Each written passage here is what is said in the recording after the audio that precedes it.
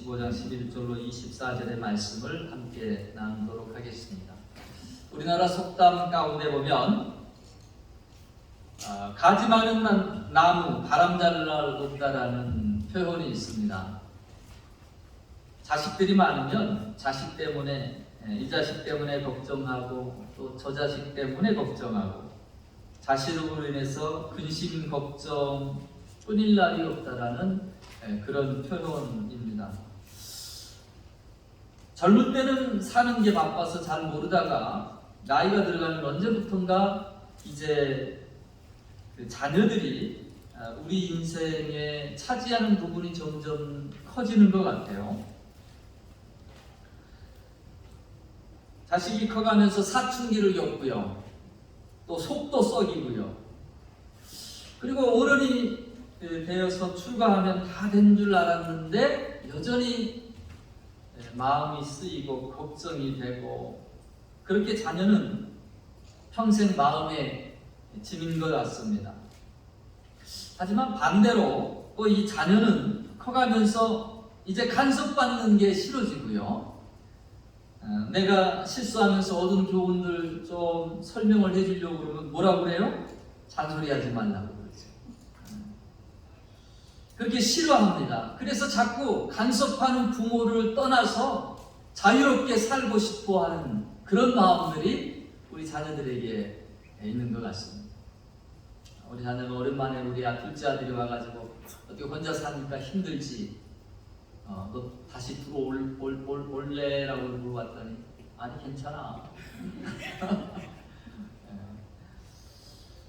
자유를 누려보고 싶은 거죠. 오늘 본문의 이 비유 말씀도 동일한 내용이 이야기되고 있습니다. 예수님이 들려주신 이 비유는 우리들이 다 잘 알고 있는 탕자의 비유라고도 알려져 있는 그런 내용입니다. 주님이 여러 가지의 많은 비유를 우리들이 이해하기 쉽게 그렇게 알려주신 것 가운데 이 비유의 말씀이 가장 길어요. 어찌 보면 가장 중요한 비유이지 않겠나라는 생각이 듭니다. 여러분이 이 본문의 말씀이 이 주인공이 누구라고 생각이 되십니까? 탕자의 비유이기 때문에 얼핏 생각하면 탕자가 주인공이라고 많이들 생각할 수 있지만 그러나 실은 이 비유의 주인공은 아버지입니다. 비유의 초점이 집 나간 둘째 아들보다 오히려 그 아들을 용서하고 받아준 아버지의 마음에 맞춰져 있다라는 것이죠.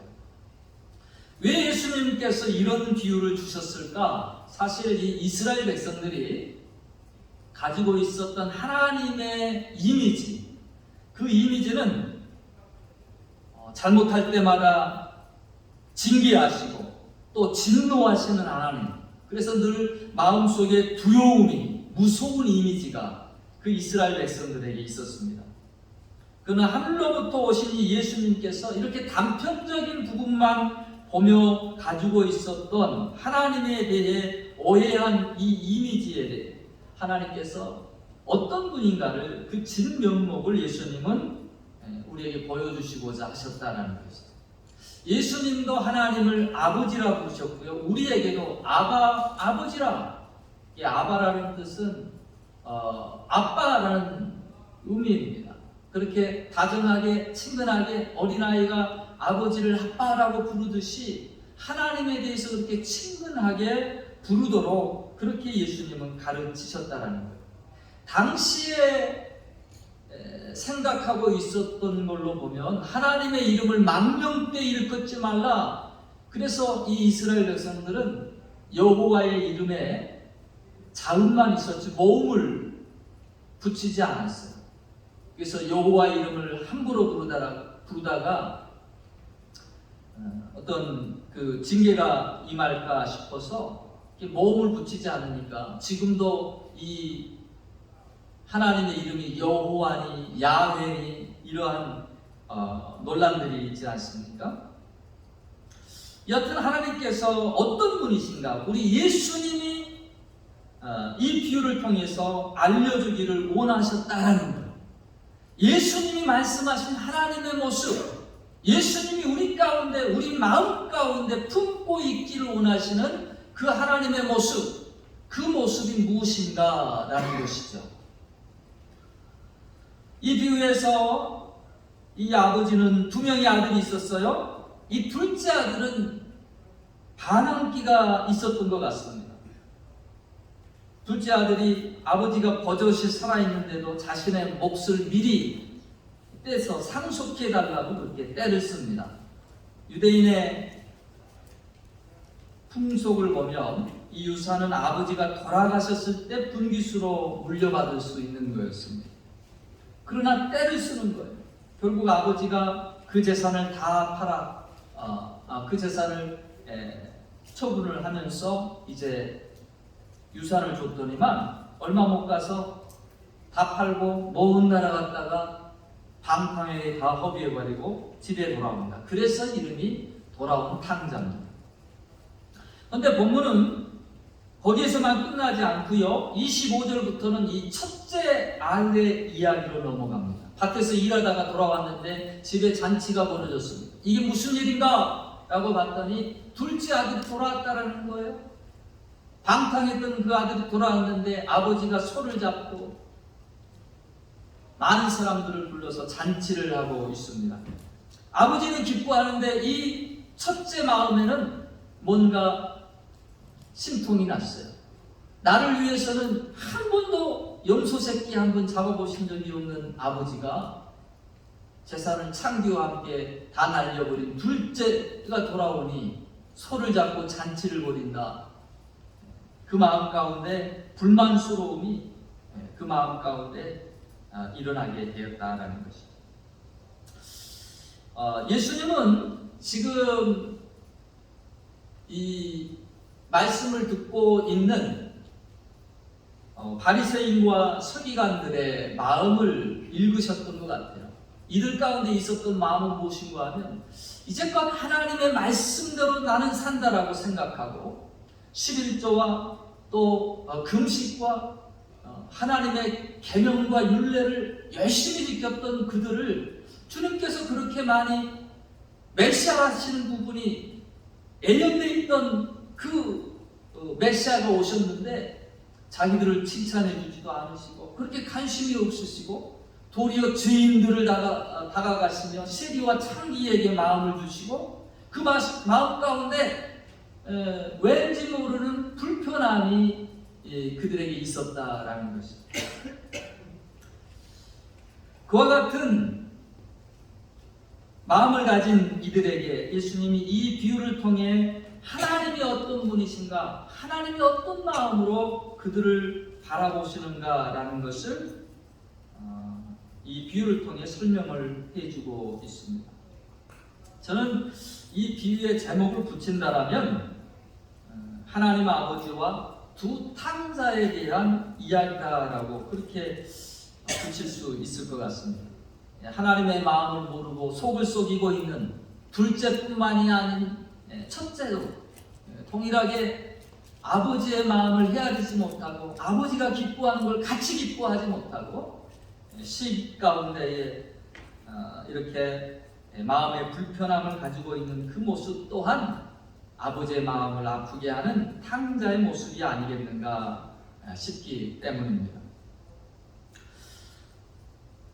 예수님이 이 본문의 말씀을 통해서 알려주신 그 하나님은 어떤 분이신가? 본문에 나타난 아버지 하나님의 첫 번째 모습은 철없는 자식의 요구까지 들어주시는 사랑의 아버지의 모습입니다. 우리 12절 말씀을 한번 읽어보겠습니다. 그 둘째가 아비에게 말하되 아버지여 재산 중에서 내게 돌아올 분깃을 내게 주소서 하는지라. 아버지가 각 살림을 각각 나누어 주었더니. 이 둘째 아들은 자신의 재산을 달라고 했어요. 이스라엘 사람들은 아까도 말씀드렸던 것처럼 아버지가 죽은 다음에 돌아가신 다음에 그렇게 재산을 분배하지 그 전에 나눠주지 않습니다. 그게 법이에요. 그러나 이 둘째 아들의 행동은 자식으로서 도저히 있을 수 없는 그런 아주 무리한 행동이었습니다. 아버지를 죽은 자로 여기는 그런 행동과 마찬가지죠. 그럼에도 불구하고 이 아버지는 어떻게 합니까? 재산을 분배해 줍니다. 이스라엘의 전통에 따라 장남에게 2 몫을 주고 그리고 차남에게 3분의 1을 주었습니다. 13절 말씀해 보면 그 후 며칠이 못되어 둘째 아들이 재산을 다 모아가지고 먼 나라에 가 거기서 허랑방탕하여 그 재산을 허비하였더니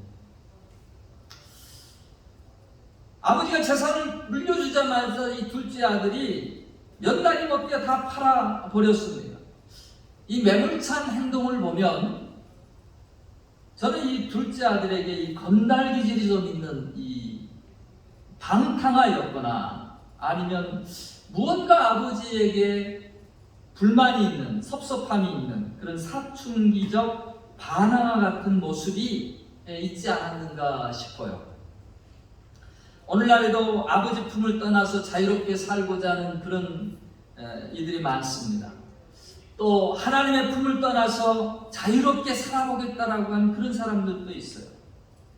그러나 죄악된 속성을 가진 우리 인생들이 그 마음대로 살아가면 결국이 어떻게 됩니까? 방탕한 삶이 되는 거죠. 황폐한 삶이 되는 거예요. 여튼 이 아버지는 이 아들의 요구를 허락해 줍니다.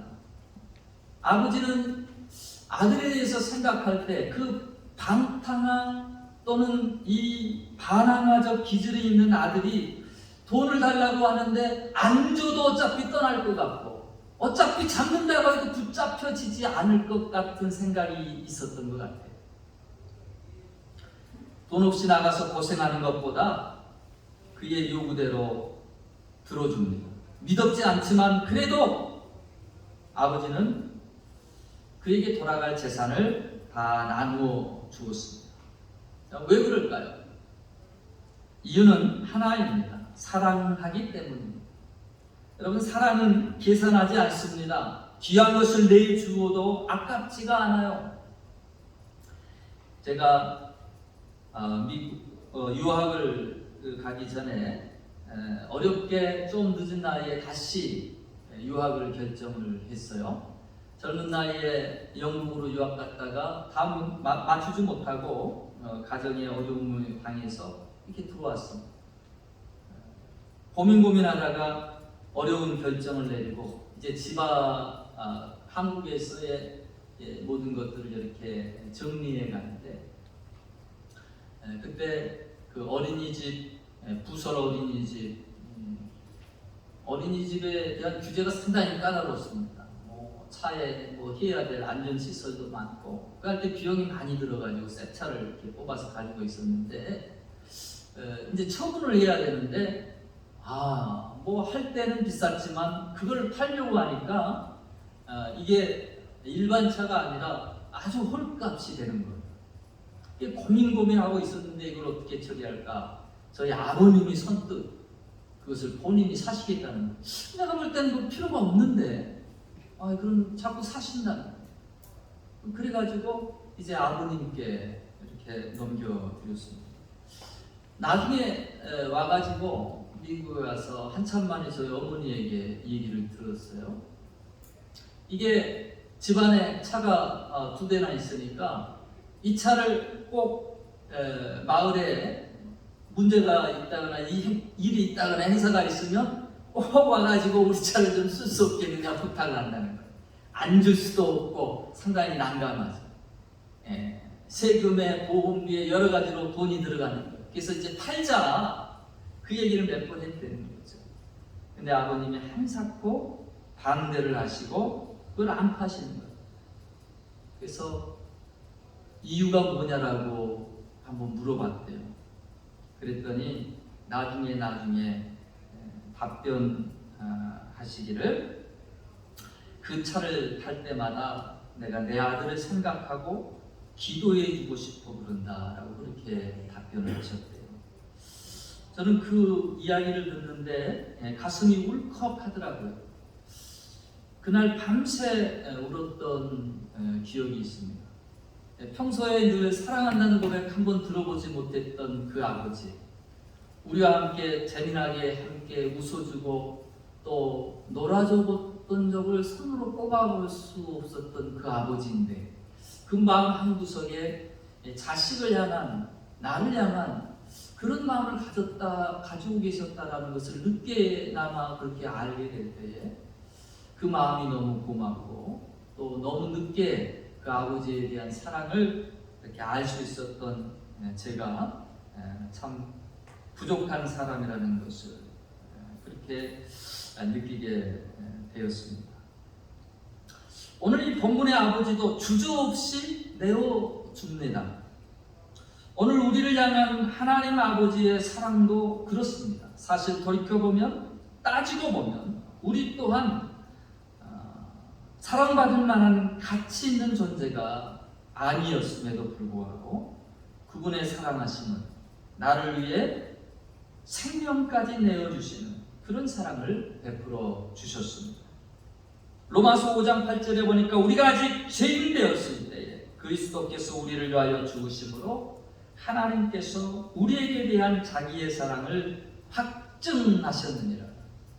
우리를 사랑하시는 그 확증된 모습을 그리스도께서 우리를 위하여 죽어주심으로, 생명까지 내어주심으로 하나님께서 우리에게 대한 사랑을 확증해 주셨다라고 말씀하고 계십니다.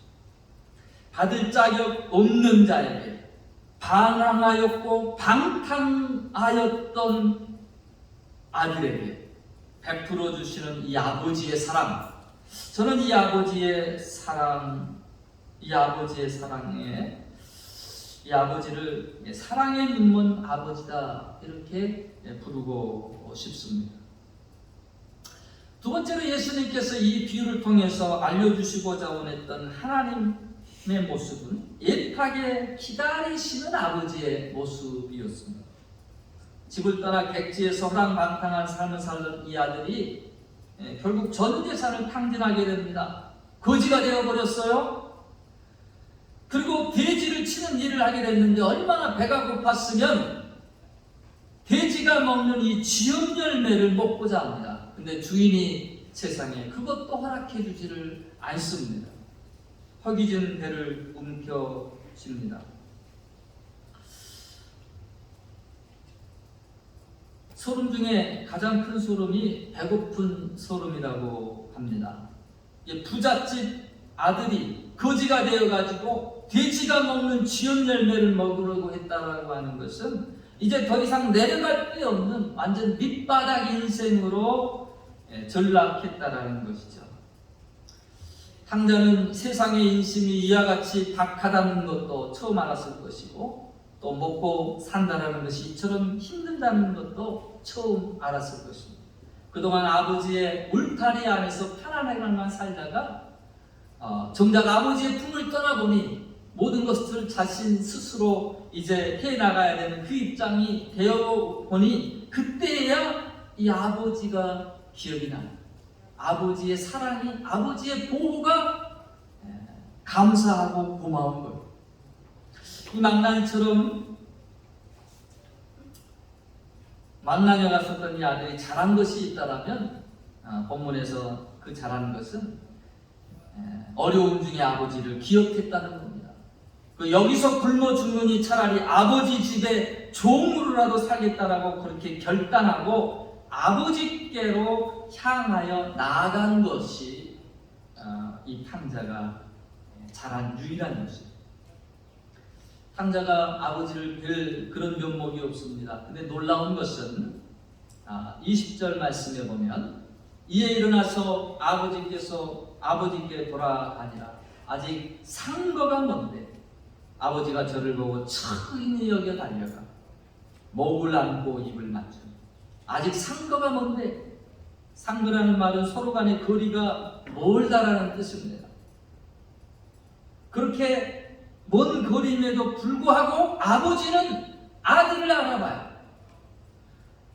아들이 옷도 허름하게 입었을 것이고 몸도 많이 야이었을 것이고, 그런데도 불구하고 아버지는 그 아들의 모습을 알아봅니다. 다른 사람들은 몰라보죠.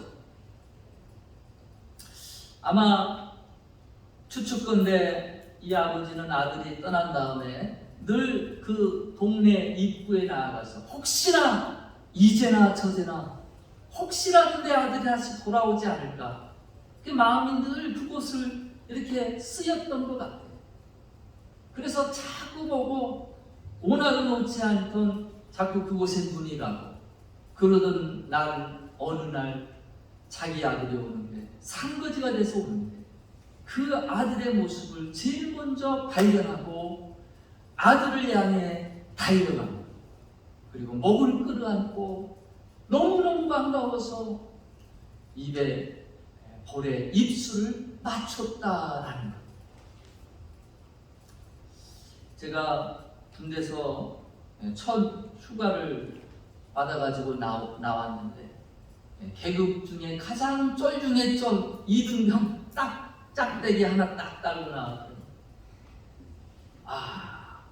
어머니 좋았습니다 라고 하는 그 얘기를 듣고 우리 어머님이 맨발로 그 겨울에 눈 덮인 그 마당을 맨발로 뛰어나와서 저를 안아주시고, 그러면서 내 아들 안는가 라고 너무너무 잘하더라고 그렇게 환영해 줍니다. 이등병 계급장 제일 쫄 중에 쫄, 마음 가운데 나 같은 인생 늘 계치금만 받다가 죽어도 몇천 원짜리 인생인 줄로 그렇게 알다가 다시 나왔는데 나를 그렇게 반겨주시는 그 어머니의 모습 가운데에서 내가 정말 귀한 아들이구나 라는 것을 새삼 느끼게 해주셨던 그 어머님의 맨발을 걷고 뛰어나오셨던 그 모습, 제 마음이 너무 눈물이 팡 돌더라고요. 하나님께서 이와 같이 집 나간 아들을 애타게 기다리시며 맨발로 뛰어나오신 것 같이 달려와서 내 아들이 왔는가라고 반겨주시고 있는 그 모습, 그것이 예수님께서, 하나님의 아들이신 예수님께서 이 땅에 오셔서 하나님에 대하여 오해하고 곡해하고 그와 같은 모습만 가지고 있는 그들에게 너희 하나님이 어떤 분이시냐, 너희 하나님은 죄인이 돌아오기를 밤새워 기다리시고 애타게 기다리시고 그런 하나님이라고 일러주시는 것입니다. 베드로전서 3장 8절로 9절에 보니까 사랑하는 자들아, 죽게는 하루가 천년 같고 천년이 하루 같은 이 한 가지를 잊지 말라.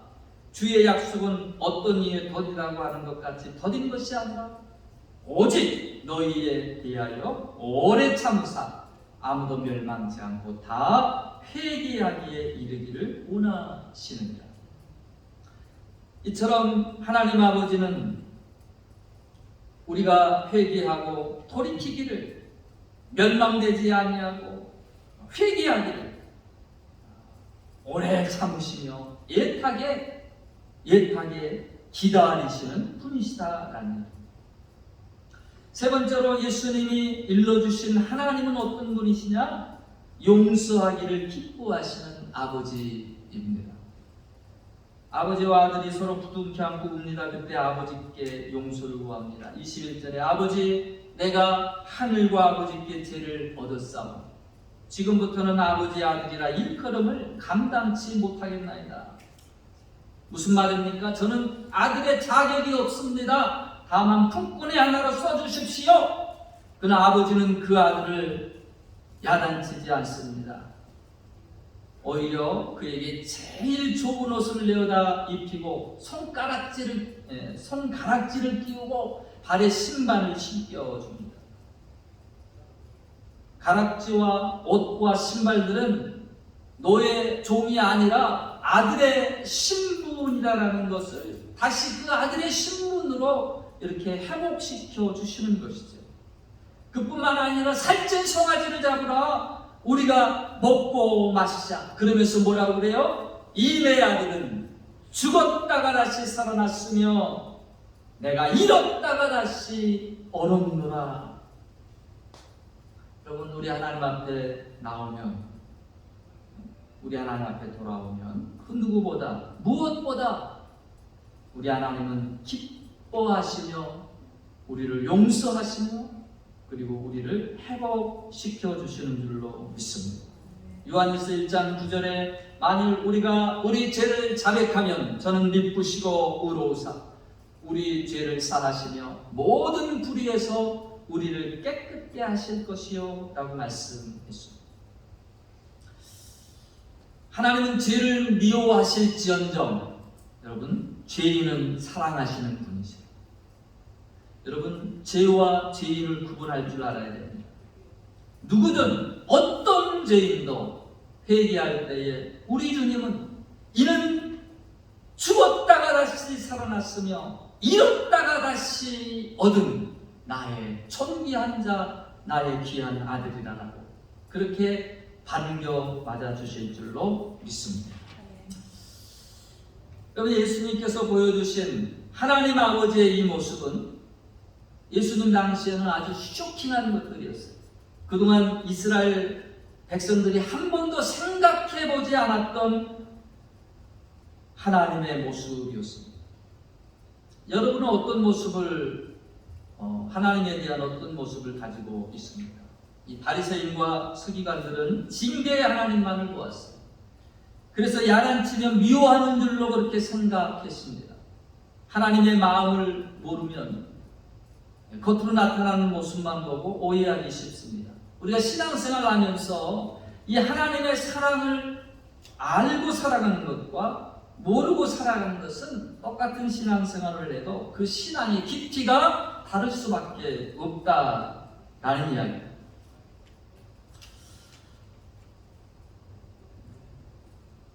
오늘 주님은 우리에게 우리의 아버지가 되시는 그 하나님이 어떤 분이신가를 잘 보여주고 있습니다. 그분은 사랑의 하나님이시고 우리를 애타게 기다리시는 하나님이시며 또한 우리를 기쁘게 용서하시는 하나님이십니다. 여러분 신앙생활은 결국 관계입니다. 하나님과 관계가 좋으면 신앙생활도 깊어지게 돼 있어요. 근데 하나님과의 관계가 꼬아지기 시작하면 둘째의 마음 가운데 어떤 이유에서 있는지 여튼 아버지의 품을 떠나고 싶어 했었던 그 방랑자 또 첫째 아들 마음 가운데 뭔가 둘째만 편애하는 것 같고 그래서 자기가 당연히 대접받아야 되는데 자기는 대접해주지 않는 하나님께 대한 그 섭섭함의 마음 두 탕자가 오늘 이 본문에 나와 있어요. 여러분 우리 가운데도 신앙생활 해가면서 때때로 이와 같은 하나님에 대한 오해의 마음 또 하나님의 마음을 헤아리지 못하고 그렇게 하나님의 마음을 속을 썩이는 탕자와 같은 그런 모습이 될 때가 있습니다. 여러분 우리의 마음이 그처럼 어긋나기 시작할 때 대부분은 보는 시각이 뭔가 하면요 내 입장에서 하나님을 헤아려 본다라는 것. 내 입장에서 이와 같은 것이 섭섭하고 이와 같은 것이 못마땅하다라고 그렇게 생각하면서 하나님에게서 비켜져 나간다는 것. 오늘 주님은 우리의 인생들에게 비유를 통하여서 하나님이 어떤 분이신가를 알려주면서 우리의 시각이 나 중심이 아니라 하나님의 마음을 헤아려 보는 그런 효자의 마음이 되어지기를 원하는 것이죠. 여러분 어렸을 때는 나만 바라보면서 내 중심으로 요구만 합니다. 근데 좀 더 크고 얘를 낳고 자식을 낳으면서 아버지의 마음이 아버지는 어땠을까? 아버지는 어떤 어려움들이 힘든 일들이 있었을까? 그 아버지의 마음을 헤아리기 시작하면서 우리가 철이 들기 시작하고 그리고 효자가 되어 간다라고 생각합니다. 내 시각이 아닌 아버지의 마음을 헤아려 볼 수 있는 것. 여러분 그것이 저는 신앙생활 가운데서 참 중요한 부분이라고 생각해요. 왜냐하면 내가 하나님에 대하여 곡해하고 삐딱한 길로 걸어가기 시작하면 우리의 사랑이 단절됩니다. 하나님의 사랑 안에 거하지 못하고 그 품을 떠나고 싶어 하는 거예요. 그러나 떠나가지고 세상 가운데 살아보니 어떻든가요? 방탕할 수밖에 없고요. 그 다음에 그 삶이 황폐해져 갈 수밖에 없다는 거예요. 하나님의 마음을 깨닫기 시작합니다. 우리 아버지의 풍성한 사랑을 알게 돼요. 그리고 그 하나님의 사랑 가운데 거하는 복된 자가 되는 것입니다. 오늘 저와 여러분의 마음을 이 시간 하나님께서 열어주셔서 하나님의 사랑의 마음을 볼 수 있는 은혜 주시고, 무엇보다도 하나님의 시각으로 우리가 한 단계 더 성숙하게 하나님의 마음을 가지고 우리가 이 땅을 살아갈 수 있는 저와 여러분의 삶이 되어질 수 있기를 주의 이름으로 축원합니다. 아멘.